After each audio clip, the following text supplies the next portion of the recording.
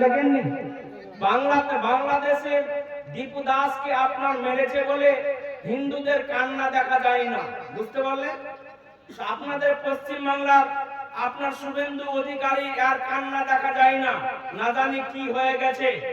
আর আপনার জায়গা জায়গায় ভারতবর্ষে বিভিন্ন জায়গায় আজ তোলপাড় চলছে, মুসলিমদেরকে হেনস্থা করছে। তো এই যে জুয়েল শেখকে মেরে দেওয়া হলো, এর জন্য কোন হিন্দু প্রোটেস্ট করছে না, আন্দোলন করছে না, আরএসএস এর কান্না আছে না। তো বলছিলাম যে ভারতের আপনার পার্লামেন্টে ল আইন পাস করা হয়েছে, ভারতের যত নাগরিক আছে সবাইকে বন্দে মাতারাম বলতে হবে। বন্দে মাতারাম বলা মানে শিরকের কাজ, বুঝতে পারলেন? বন্দনা আল্লাহ বলছেন আবদুল্লাহ ওয়ালা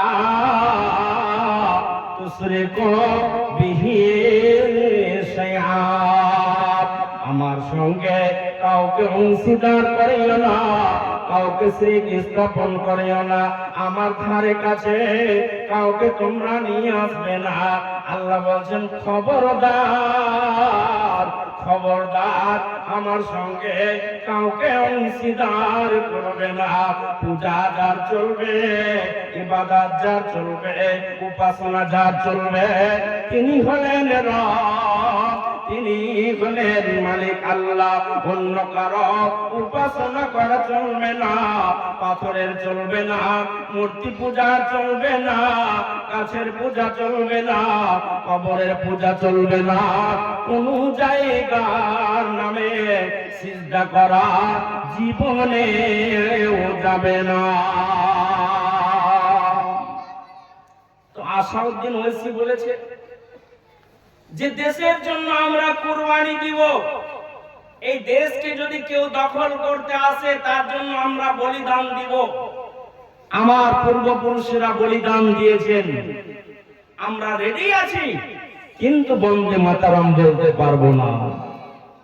আজকে নামাজি বলেন, হাজি বলেন, গাজী বলেন, যারা আপনারা কংগ্রেসের মিটিং এ যান, সিপিএম এর মিটিং এ যান, সিপিএম এর স্লোগান কি জানেন? দেয়ার ইজ নো গড, আল্লাহ বলে কেউ নয়। তারা নাস্তিকে বিশ্বাসী, বুঝতে পারলেন? তো কথাটা বলছিলাম যে আপনি পার্টির মিছিলে যাবেন তো নেতা বলবে বন্দে মাতারাম, আপনারা সঙ্গে সঙ্গে বলবেন বন্দে মাতারাম। বন্দে মাতারাম মুসলমান জীবনেও কোনদিন বলতে পারে না, এটা তাদের জন্য জায়েজ নয়। বন্দে মাতারামের মানে হচ্ছে রে মাটি তোমার বন্দনা করে, তোমার পূজা করে, আল্লাহ তোমার পূজা করি না, যে মাটিতে বসবাস করে তারে আমি পূজা করি। বন্দে মাতারামের মানে হলো এটা। অতএব প্রকৃত মুসলমান যে হবে জীবনেও কোনদিন বন্দনে বন্দে মাতারাম বলতে পারে না। জি, আমরা তৃণমূল বলেন, সিপিএম বলেন, কংগ্রেস বলেন, এসআইএফ বলেন, আইএসডিপিআই বলেন, বিজেপি বলেন, বিভিন্ন পার্টির কাছে আমরা বিক্রি হয়ে যাই। নিজের ইমানটাকে আমরা বিক্রি করে দিই, দিয়ে আমরা নামাজও পড়ি, আবার মিটিং মিছিলে আমরা যাই, গিয়ে বন্দে মাতারাম বলি। অতএব আমাদের জন্য এটা বৈধ নয়। লম্বা লম্বা দাড়ি ঝুলছে আর ওই লোকটা বন্দে মাতারাম বলছে। আল্লাহ বলছেন আল্লাহ তা'বুদু ওয়া'বুদুল্লাহ ওয়া লা তুশরিকু বিহি শাইআ ওয়া বিল ওয়ালিদাইনি ইহসানা, আমার সঙ্গে কাউকে অংশীদার করিও না।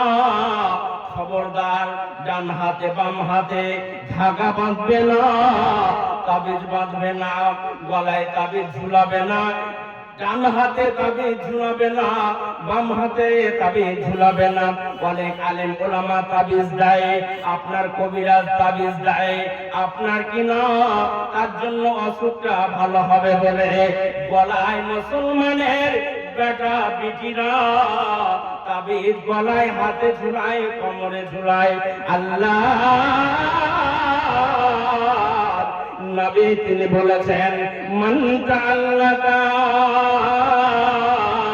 তামিমাতান ফাকাদ আশরাকা। নবীজি বলেছেন, যে লোকটা হাতে ধাগা বাঁধলো, আপনার কিনা বালা পড়লো, মালা পড়লো, আপনার কিনা তাবিজ ঝুলালো, ওই লোকটা শিরক করলো। শিরকের গুনাহ জীবনেও কোনদিন ক্ষমা হবে না। অতএব মুসলমান কোনদিন তাবিজ ঝুলাতে পারে না।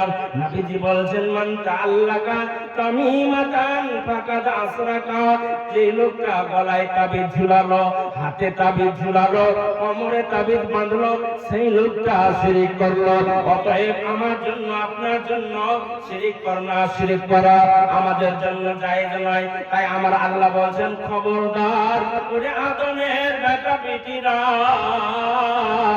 খবরদার শিরকের মতো গুনাহ তোমরা জীবনেও করবে না।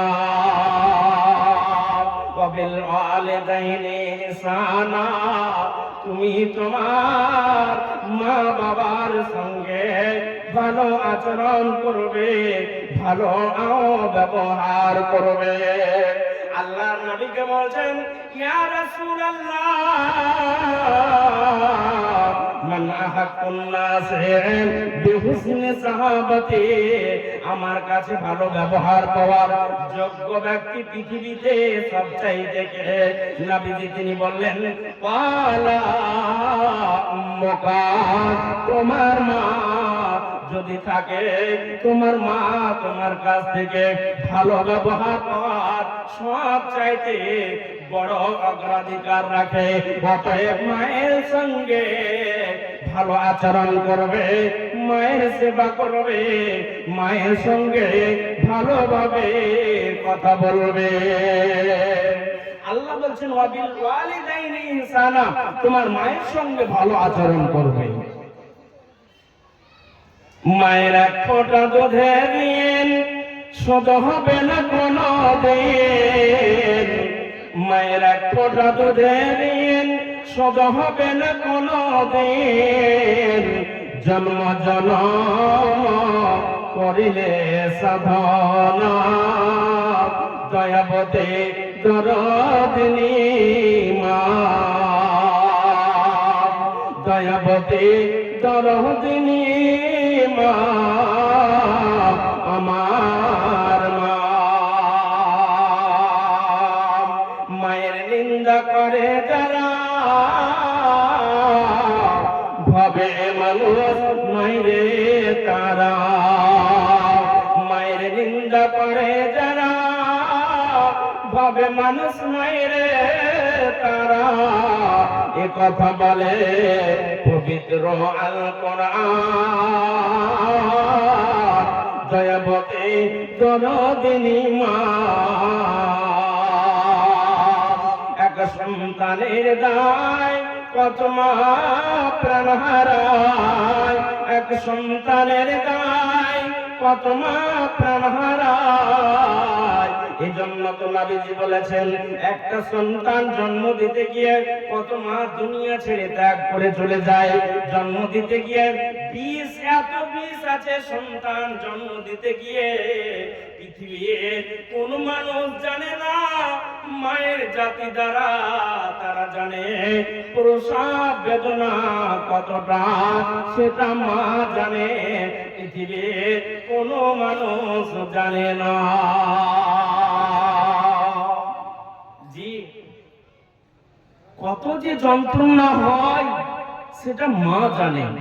তাই কবি বলছেন, এক সন্তানের দায় কত মা প্রাণ হারায়।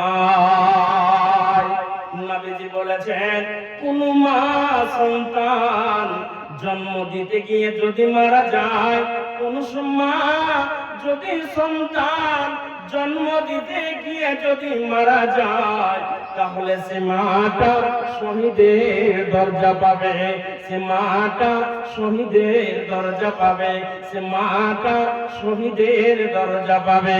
আমার এলাকায় কদিন আগে একটা মা বাচ্চা জন্ম দিতে গিয়ে বাচ্চাটা পৃথিবীতে বেঁচে থেকে গেল, মা দুনিয়া ছেড়ে চলে গেল।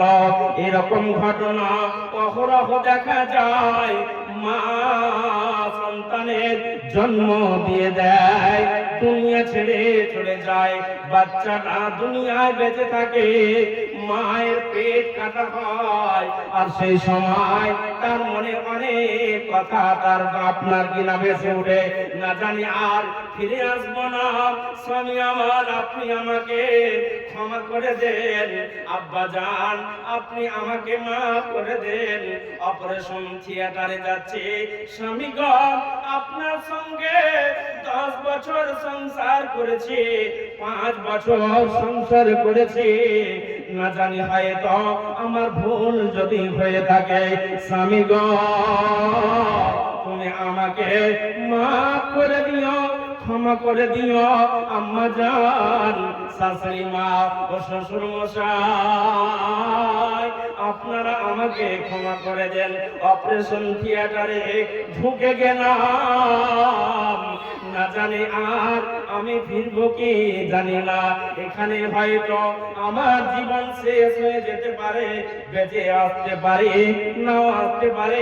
একটা বাচ্চাকে জন্ম দিতে গিয়ে মা নিজের জীবনকে বাজি রেখে অপারেশন থিয়েটারে ঢুকে যায়। তার জন্য আল্লাহ রাব্বুল আলামিন তার কোরআনে বলেছেন, এ আমার বান্দা বান্দীরা, আমি তোমাদের জন্য ফয়সালা করে দিলাম। কি ফয়সালা করে দিলাম? আমাদের দেশের যেমন সংবিধান আছে, আপন আপন ধর্ম পালন করবে, কোনো বাধা বিঘ্ন কেউ দিতে পারবে না, আপন আপন ধর্ম প্রচার করবে, কেউ বাধা বিঘ্ন দিতে পারবে না। আপনার কিনা নিজের নিজের গির্জা তৈরি করবে, মসজিদ তৈরি করবে, কেউ বাধা বিঘ্ন দিতে পারবে না।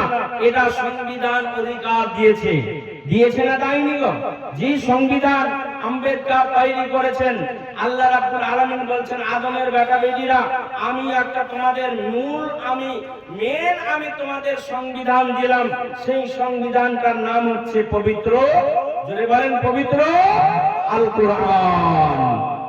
সেই কিতাবের মধ্যে, এই কিতাবটার মধ্যে লেখা আছে, আমার আল্লাহ বলছেন আমার একটা সংবিধান তোমরা শুনে নাও। ওয়াকাদা রাব্বুকা আল্লা তা'বুদু ইল্লা ইয়্যাহু ওয়া বিল ওয়ালিদাইনি ইহসানা। ওরে আদমের বেটা বেটিরা, আমি তোমাদের জন্য সংবিধান দিয়ে দিলাম, আমি ফয়সালা করে দিলাম, তোমরা আমার ইবাদত করবে, আমার উপাসনা করবে। তারপরে আমার উপাসনা করার পরে পরে তোমার মা বাবাকে আমার ইবাদতের পাশাপাশি রেখে দিলাম। ওয়াবিল ওয়ালিদাইনি ইহসানা, তুমি তোমার মা বাবার সঙ্গে ভালো আচরণ করবে, ভালো ব্যবহার করবে। এটা আমি আল্লাহ তোমাদের ফয়সালা করে দিলাম। আল্লাহ বলছেন, ওই মা বাবা, পৃথিবীতে তোমার কোনো অস্তিত্ব ছিল না, দুনিয়াতে মুখ দেখিয়েছে কে? তোমাকে মা বাবা। ওই মা বাবা যখন তোমার মা বাবা বৃদ্ধ হয়ে যাবে, বয়স্ক যখন হয়ে যাবে, ইম্মা ইয়াবলুগান্না ইনদাকাল কিবারা আহাদুহুমা আও কিলাহুমা ফালা তাকুল লাহুমা উফিন ওয়া লা তানহারহুমা ওয়া কুল লাহুমা কাওলান কারীমা। বাবা যখন 60 বছরে পৌঁছে যাবে, 70 বছরে যখন পৌঁছে যাবে, বাবা যখন চলতে পারবে না, হাঁটতে পারবে না, ওরে আদমের বেটা বেটিরা, তোমাদের একটা সময় ছিল মায়ের পেট থেকে জন্ম নেওয়ার পরে গাভীর বাচ্চাগুলো খাবার খেতে পারে, নিজের মায়ের দুধ পান করতে পারে, ছাগলের বাচ্চাগুলো